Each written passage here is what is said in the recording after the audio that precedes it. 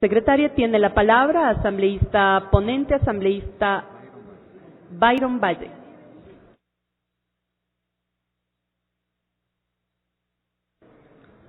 Altas, un saludo fraterno a los ecuatorianos y ecuatorianas que nos siguen a través de los medios de comunicación, compañeras y compañeros asambleístas. Partamos primero de una reflexión. Quisiera hacer la siguiente pregunta. ¿Podemos aceptar que en nuestro Ecuador existan instituciones intocables? Hemos cambiado el Ecuador.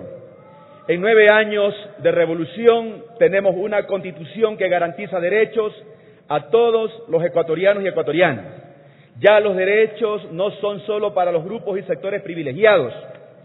Ya los banqueros no son los que imponen las leyes para su exclusivo beneficio. Ahora la prioridad del Estado es para todos los sectores, con la inversión en infraestructura y en el desarrollo humano.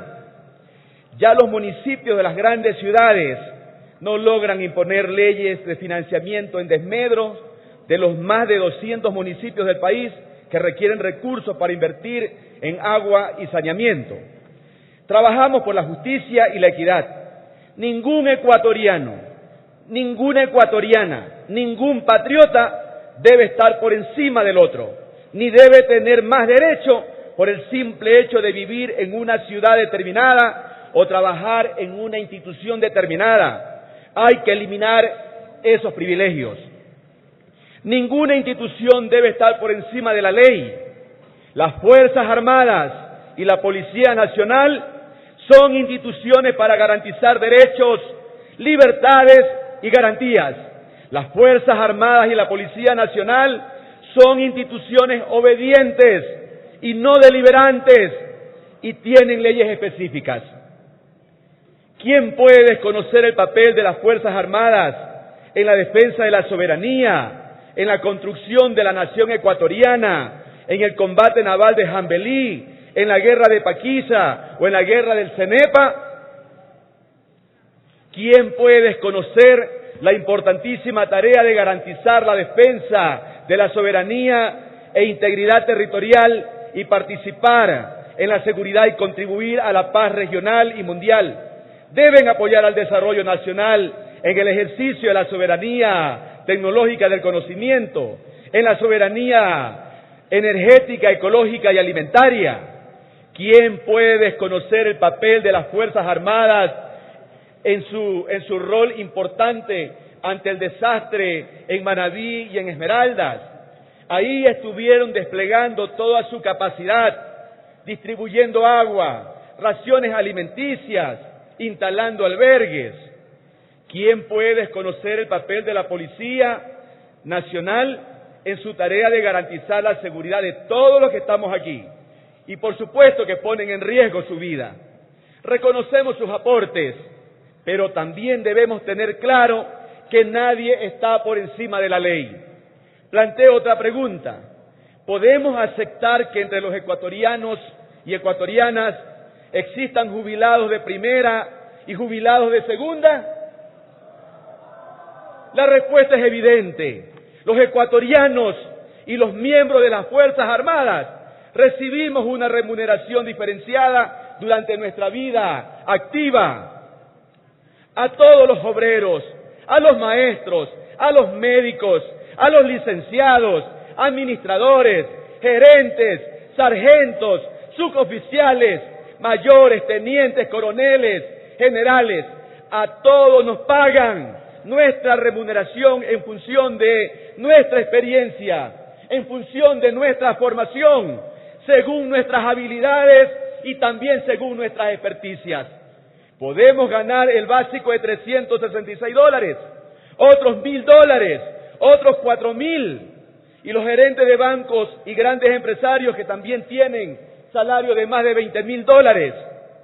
Pero si nos jubilamos, los ecuatorianos que trabajamos en instituciones públicas y privadas, podemos tener una pensión jubilar máxima de $2,013.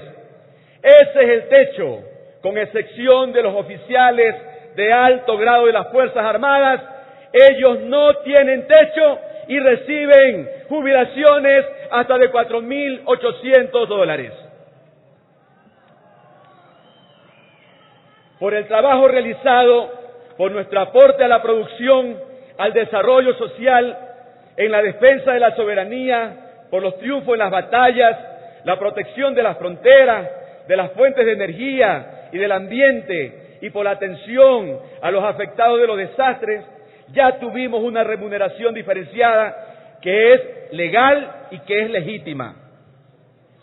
Es inequitativo que todos tengamos un techo para nuestras pensiones y los generales y coroneles no la tengan.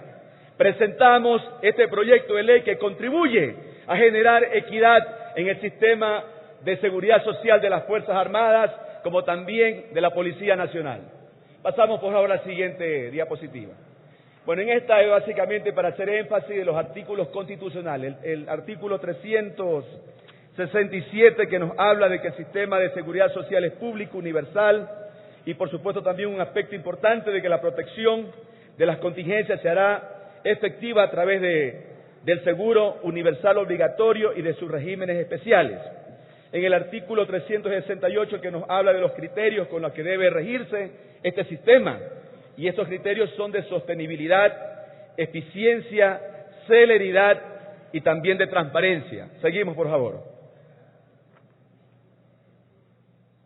En el artículo 370 se habla también de que la Policía Nacional y las Fuerzas Armadas podrán contar con un régimen especial de seguridad social. Y ese tema no está en debate en este proyecto.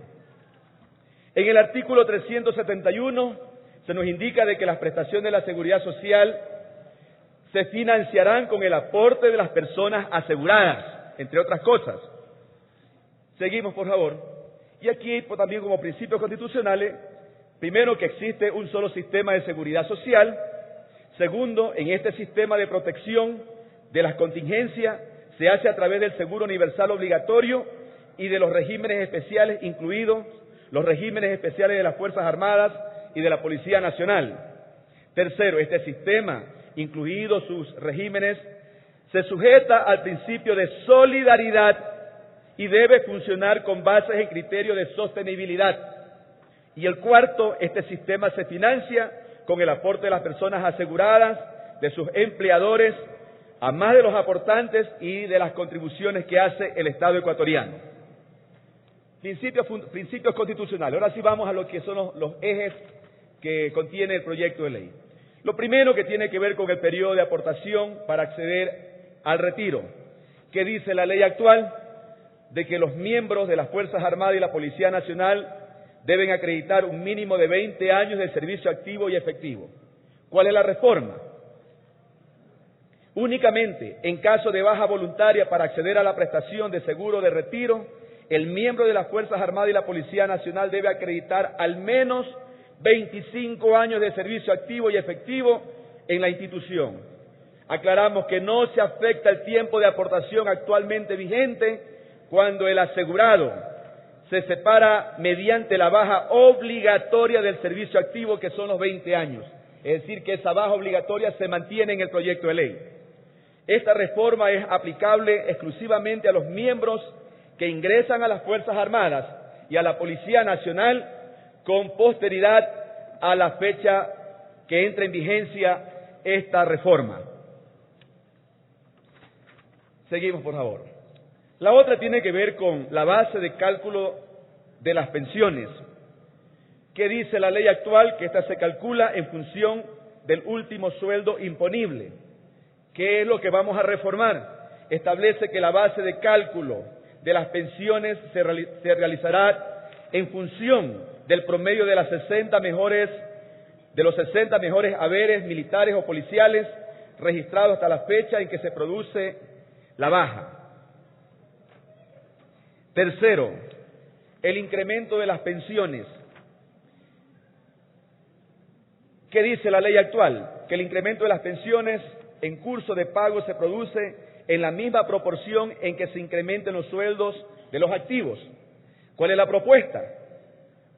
Las pensiones se incrementarán al inicio de cada año en la misma proporción que la inflación promedio anual del año anterior, establecido por la entidad encargada de las estadísticas nacionales, con excepción de las pensiones que superen los niveles máximos establecidos para el régimen general de seguridad social. Y cuarto, que tiene que ver con un régimen transitorio para los miembros del servicio activo, ¿no? Vamos con el primero, por favor. Primero, establece excepción a los miembros del servicio activo de la aplicación de la reforma sobre el periodo de aportación para solicitar la baja voluntaria para acogerse al retiro. Esto indica claramente que los miembros que estén en servicio activo, actualmente no se acogen a esta reforma. Esta reforma es solo para los miembros activos que a futuro, es decir, para los ciudadanos que a futuro, una vez aprobado este proyecto de ley, ingresen a las Fuerzas Armadas. Por lo tanto, todos los soldados, los cabos, sargentos, los mayores, tenientes coroneles, etcétera, etcétera, continuarán con el servicio como lo establece la ley actualmente, con los años de servicio. Segundo, establece aplicación gradual de la nueva base de cálculo de las pensiones durante los primeros 5 años de vigencia de la ley reformatoria.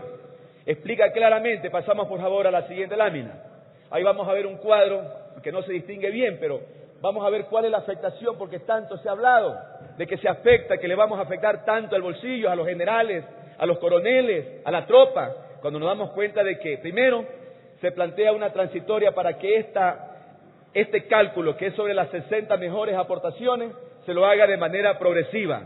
En un primer año sobre las 12 mejores aportaciones, en un segundo año sobre las 24, en un tercer año sobre las 36, en un cuarto año sobre las 48 y en un quinto año sobre las 60.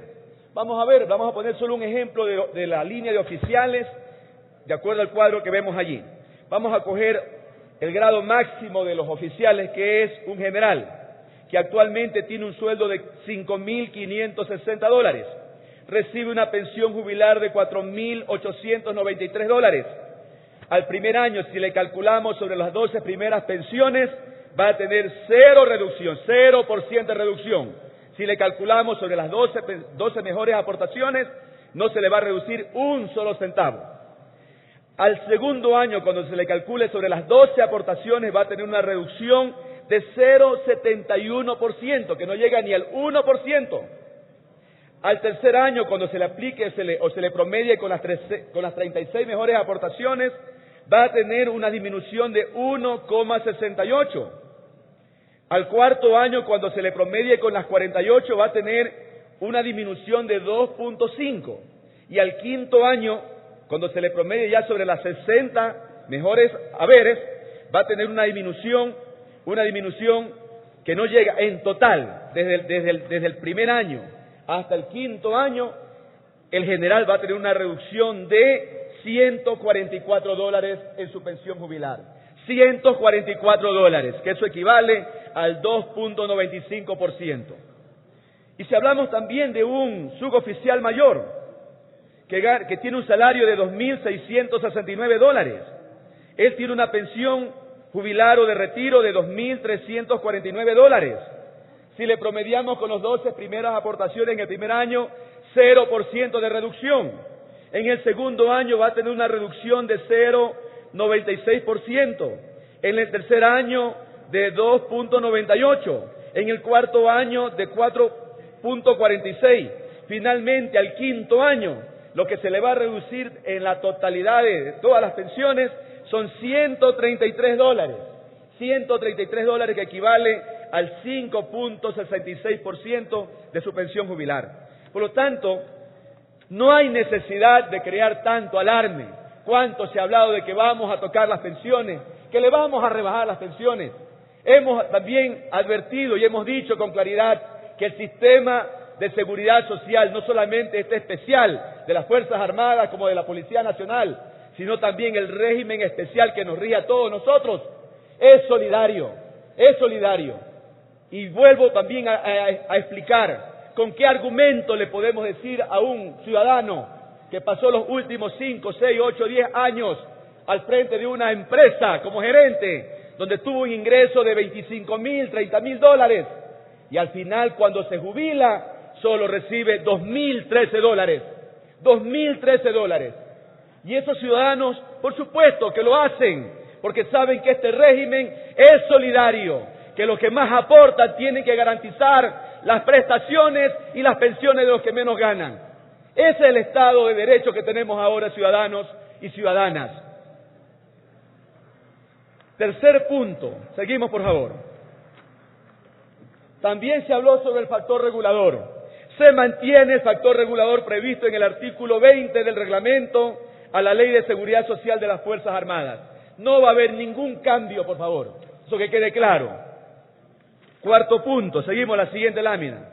No se afecta el factor de tiempo de aportación para el cálculo de la pensión. Mantiene la regulación vigente en los artículos 22, 27 y 38 de la Ley de Seguridad Social de las Fuerzas Armadas y 25, 29 y 39 de la Ley de Seguridad Social de la Policía Nacional.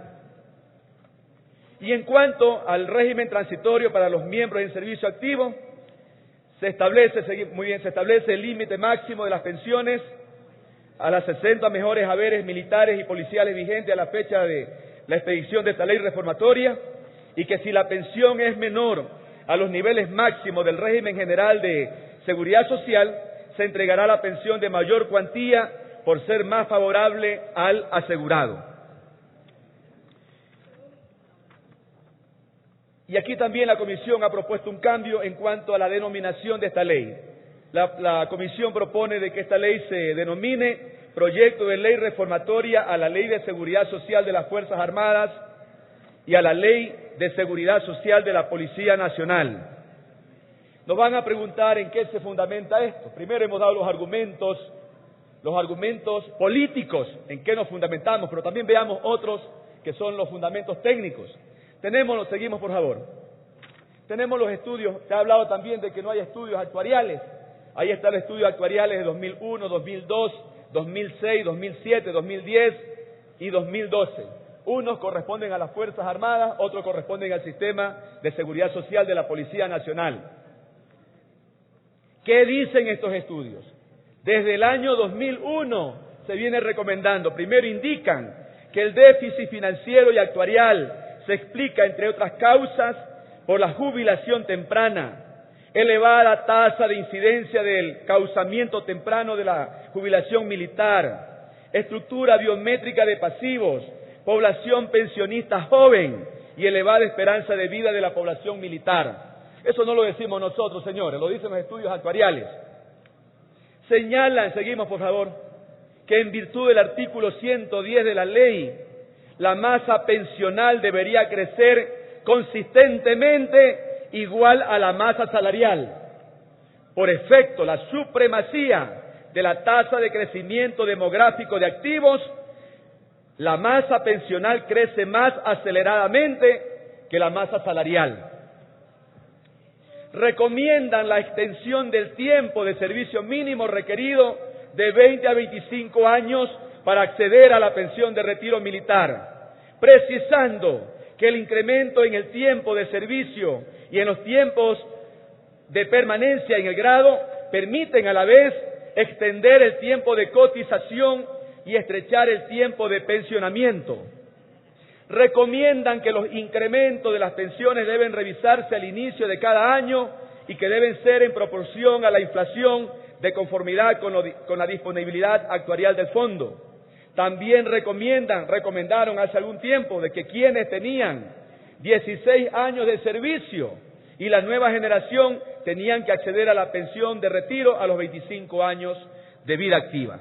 Por lo tanto, están los argumentos no solamente políticos, hay argumentos técnicos de estudios actuariales, como lo hemos demostrado, que han hecho estas recomendaciones. Por lo tanto, invitamos a todos los compañeros asambleístas y compañeras asambleístas para que en el marco del respeto que se merecen las instituciones de las Fuerzas Armadas, el Estado ecuatoriano, hagamos las observaciones necesarias, que estaremos muy atentos para recoger todas las observaciones necesarias. Muchísimas gracias, compañera presidenta.